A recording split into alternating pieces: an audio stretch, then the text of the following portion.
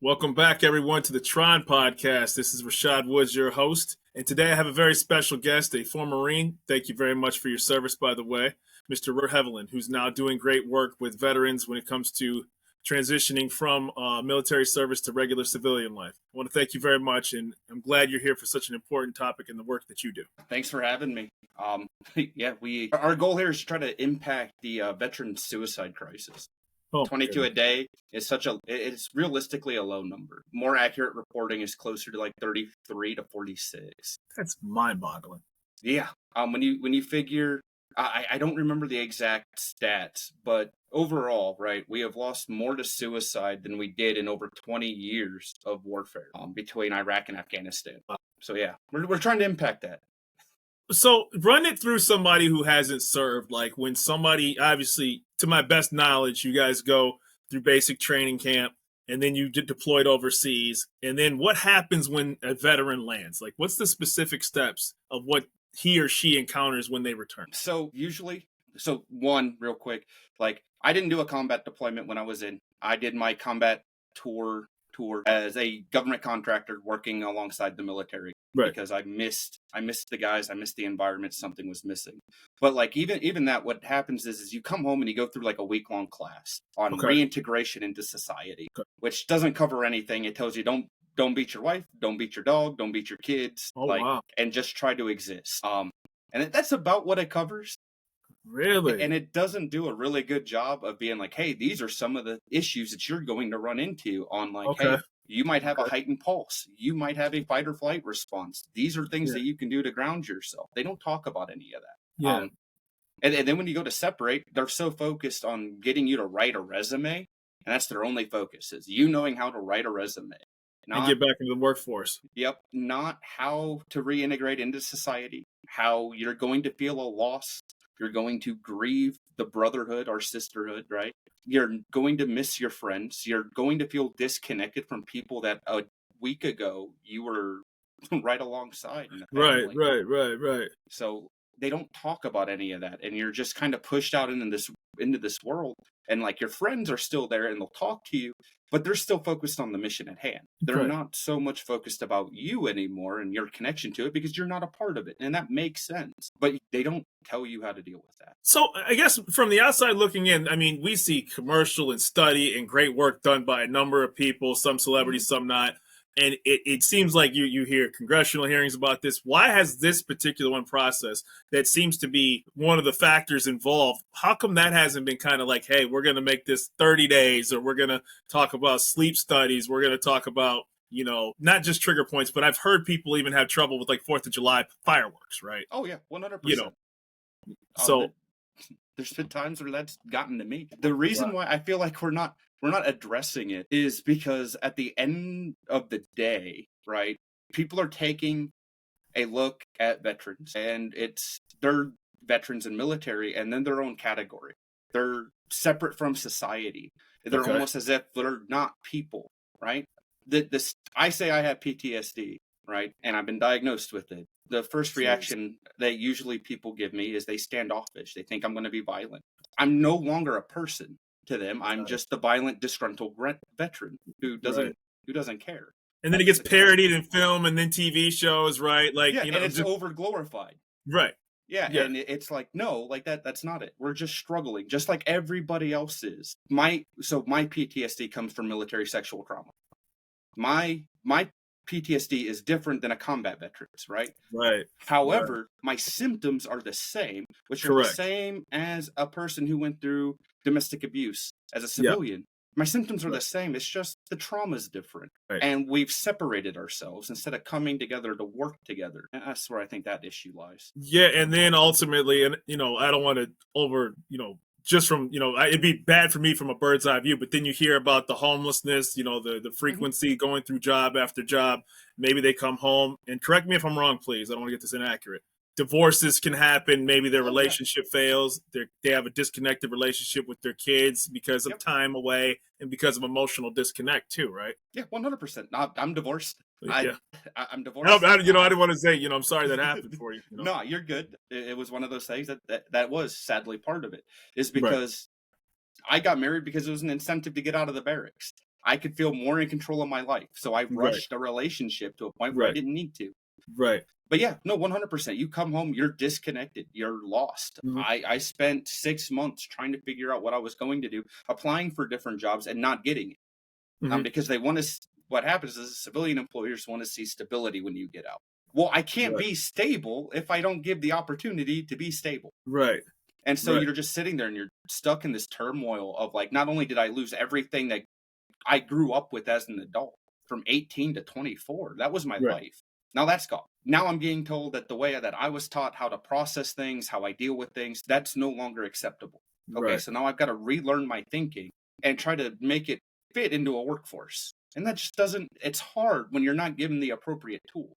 Are they telling you guys that this is going to happen to you, up front? Like, hey, you're going to struggle to reintegrate into society should you not, when you eventually do come back from, to civilian life, so to speak. It's kind of like an unspoken known. But like, Okay. I remember joking about it when I got out that like I will never be able to fit in because this Right. is how it is. This is how my brain's now been wired. And like, that's just not it. Okay. Like there, you can, and you can find a purpose again. It's Okay. just hard.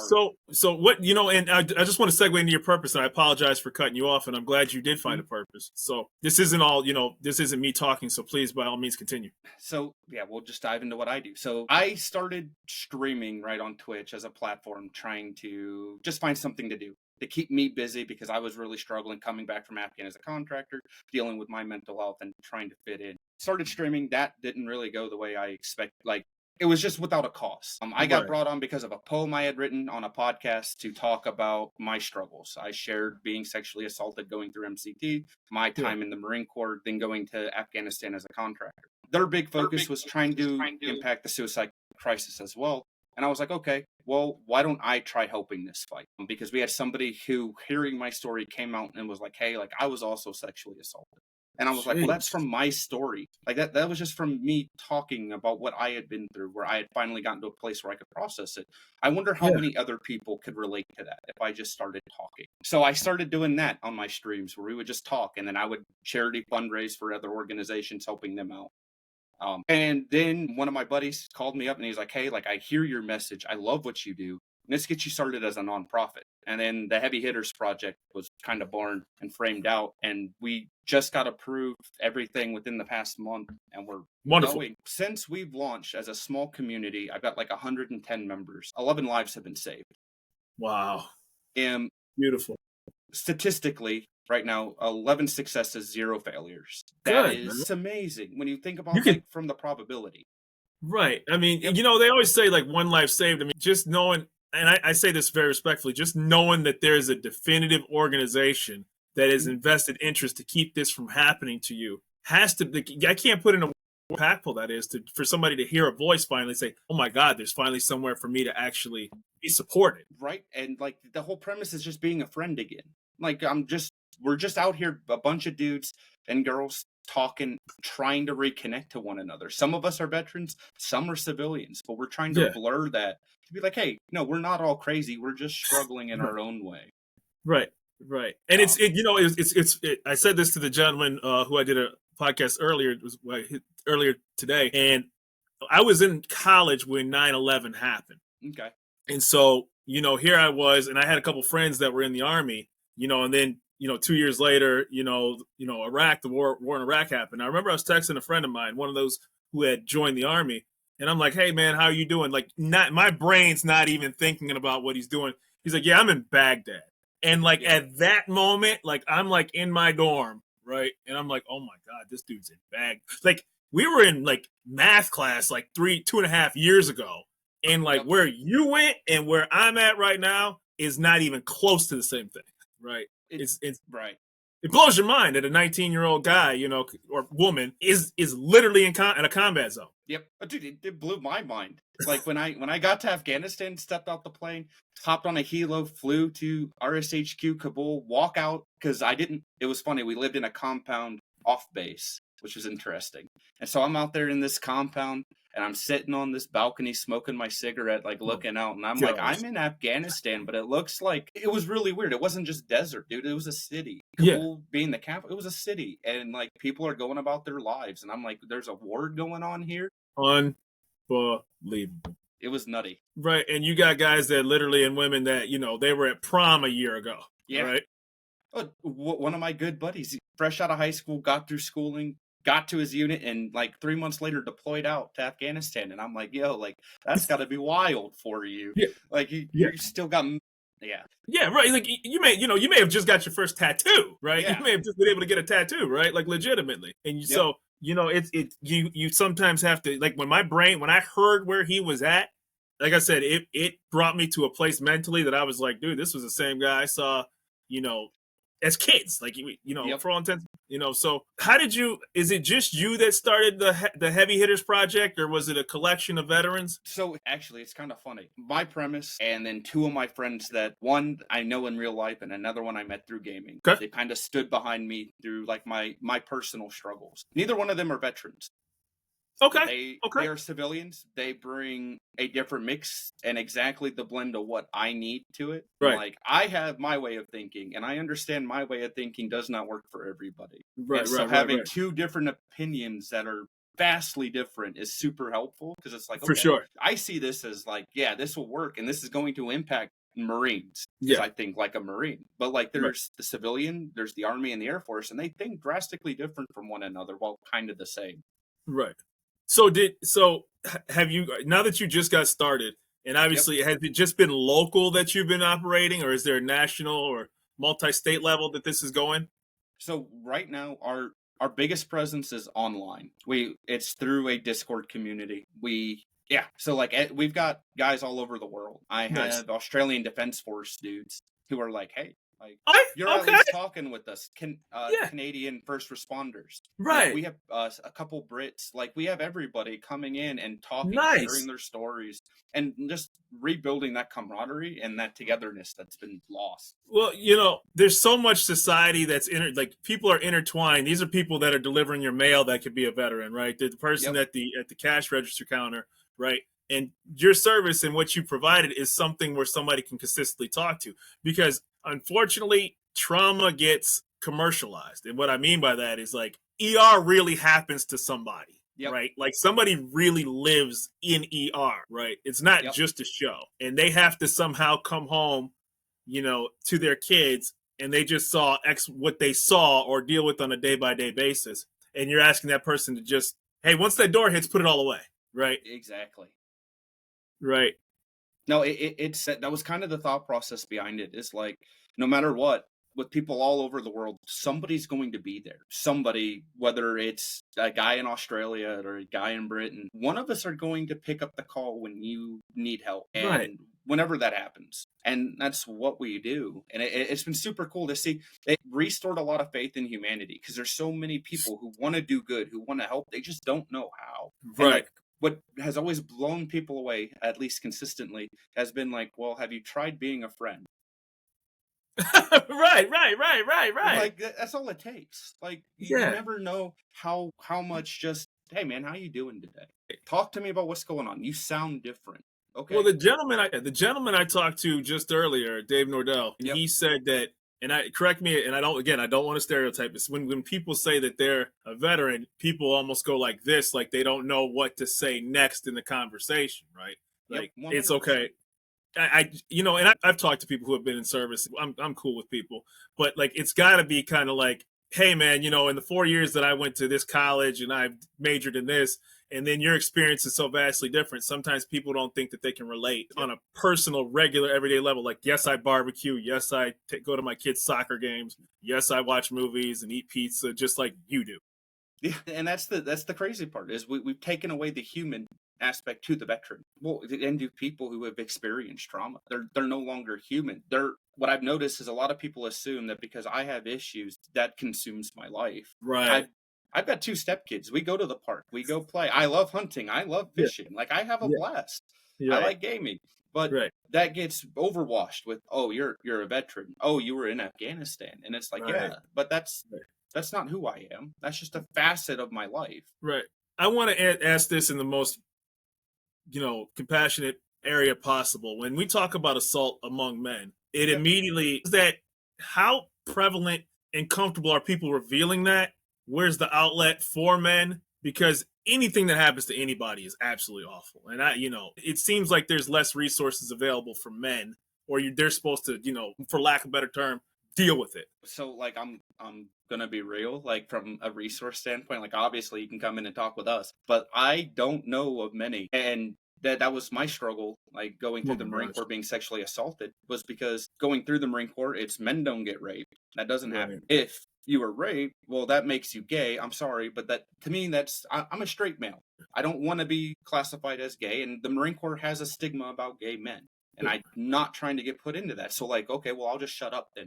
Like, I won't talk about it. I carried that silently up until 2021. It happened in 2013. I didn't talk about it. When I Um, did, like I said, like finding like-minded people or people who have been through it is key. I know there's support groups out there, but I've also found it hard to, you have to really build a relationship with somebody. Did you find out when you talked about it how like this is much bigger than? I mean, you're taking a small sample size from the people you've talked to, but I'm sure you're integrated in areas that I'm clearly not. Were the stories bigger than this is not like just an isolated incident? There's lots more people that have had bad experiences that just Yeah. don't talk about it. But now that you did, it's like eye opening. Yeah, no, dudes that I never would have guessed who hit it just as well as I did have come out and been like, hey man, like that happened to me. Obviously, not all of them are in the military. Some of Right. them are pre-military, as Right. kids, and it's like they didn't talk about it either, and Right. it's like, well, shit, that's a problem. Yeah. And again, I don't want to. I didn't. I know there was no good way to word that question. No, not Right. at So, all. But it, you like, know, you like know. I said, I'm very open. I'm very honest. I talk Yeah. about my stuff easily. Yeah. I just, it's unfortunate that, that happens to anybody, and it breaks my heart that that's something that happens. You're already, in such a, what you're giving of yourself is so much to have that actually happen during that and still be able to focus on the task and the mission at hand, whether you're a contractor, whether you're over there as a, in combat or whatever the field is. I can't even imagine having to deal with that and still do exactly what you're trained to do. It was kind of, it really messed me up. Oh, of course. Because what had happened is it was right after boot camp. If you're a non-grunt, non-infantry, you go to MCT, Marine Combat Training. That is the schoolhouse where you get a month long of basic how to be an infantry Marine if things happen. Mm-hmm. And in that, being stuck in the medical platoon, that's where it happened. And I was so fresh into the Marine Corps with the big ideas of this is a brotherhood, we are a family, we take care of our own, and then that happens. And so immediately it was like, well, Shattered all that. Yeah, it completely destroyed it, shattered my commands, not listening or noticing. There was like a huge sense of betrayal. It was, I don't know, it was just, it felt extra wrong in a way that I don't know how to explain. Well, I certainly don't want to, relive and continue to bring up, bad things that happened to you and overshadows the great work because, again, what happened to you hasn't defined who you are. What is the ultimate goal of Heavy Hitters? Because even the name alone, like, right, sounds like it's got like, like, hey man, you whether, and it's crazy it expanded to not just people in the military, like you said, first responders, firefighters, police officers. It's gained traction to like, you don't do stuff that most people do. You're not putting a light bulb in and then you fell off a ladder and said, hey man, that sucked. Like, no, you guys are dealing with life and death, man. Right. So what's your ultimate goal of this organization? So it's really simple. Behind me, the banner there, it's kind of our motto. It's just one more. Okay. When I did this, I said, if I can save one life, I'll be happy. I could quit the next day and call it good. Mission accomplished. I win. We did one. We saved one. And then that turned into two. And so that's always been the goal, is just one more. Overall, the goal, right, is for us to get to a point where we can start supporting veterans, working as kind of a tertiary. So there's programs out there where veterans can go on these retreats to go do certain things. And we want to work as kind of like the middleman on like, hey, like that cost $150 for you to go out for a week. Here, let's cover that cost for you. Like, let's go get you the help. I can imagine, though, that states would be very receptive to actually partnering with your organization to be able to do retreats And then, I see things like with this, whether it's training programs, college, obviously, guys, I'm sure you guys have other funds to do college, but even if it's something, additional education or scholarship funds for the kids or something like that. I mean, the sky's the limit really for an organization like that because, and I don't want to overspeak you, nurses and doctors see a lot of trauma too. And I'm not sure, based on the people that are reaching out to you too, it could expand bigger than you probably could even imagine. Yeah, and that's been the crazy part for me is like I was just into the doctor getting some of my medical issues checked out, and my doc noticed. She's like, "Hey, you've been happier lately. Like, what's going on?" And I Nice. kind of ran her in, and she's like, "We need to talk more." And I'm like, "Okay, like gladly." Like, but it's like I said, it's overwhelming the amount of support or like the people that you wouldn't expect who want to do good things. They just Yeah, don't know because where to start with it. yeah, because sometimes people look, oh, the guy's a heart surgeon. He lives in the nice neighborhood, drives a fancy car, and then they're like, yeah, but that guy might have seen some kid. Yep. He's seeing the drunk driving victim at 3 o'clock in the morning. He's telling the parents, your kid's not going to make it, and so step into that man's shoes or that woman's shoes that they have to have those conversations with people, and they don't have a shoulder to cry on. Yep.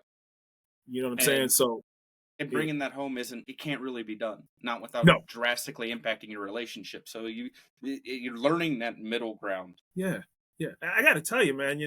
From a civilian standpoint, the fact that you wanted to talk, to me, I'm always cognizant of only can imagining what you guys go through, and because you see movies and because you see TV shows, and in a way, like it's entertainment for people, right? Yeah. But at the same time, they straddle a line between entertainment and telling the story, right?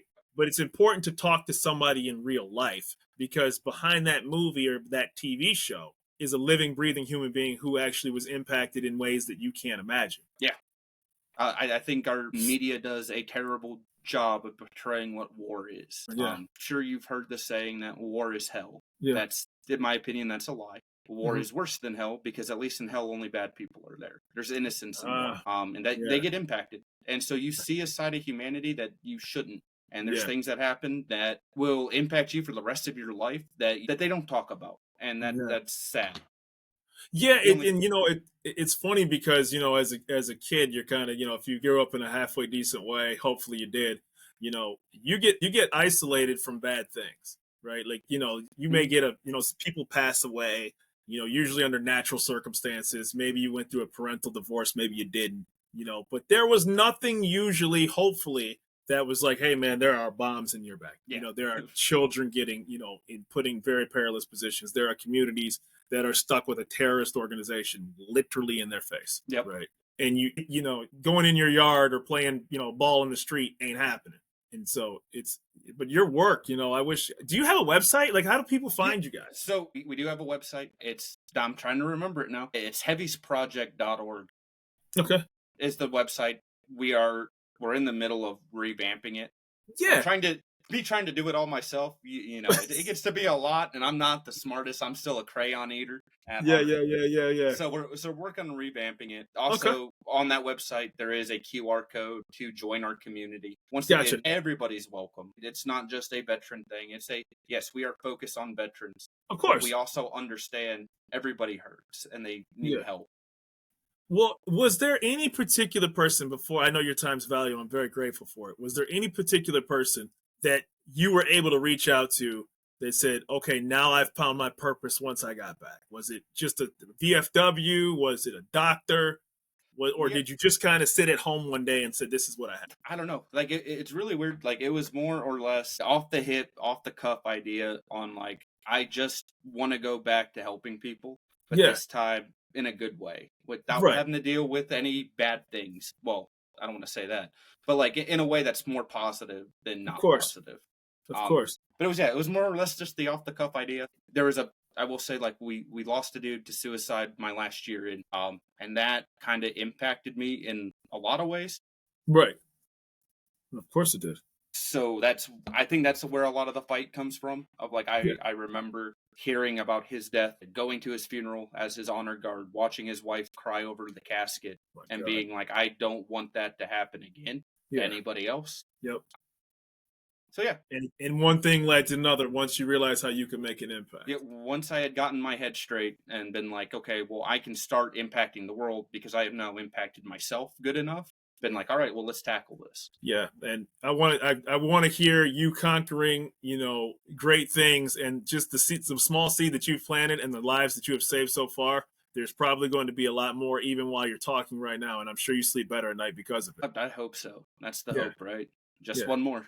Yeah, I mean, what you all have given of yourselves is one of the greatest reasons why we have the beautiful country that we live in. And I'm very, very thankful that you shared your story and your time. And I want to make sure that the Tron podcast gets a chance to talk to people like yourself, because all walks of life are welcome on here with interesting stories and backgrounds. And your time has been very precious, very precious. I'm glad you got to spend it on here. I appreciate it, and thank you for having me. It's always a blast getting to talk to people, so I enjoy it. Absolutely. Yeah, love the work you do, brother. You keep up the good fight. All right. Thanks, you. Robert. You have a good one. You too, man.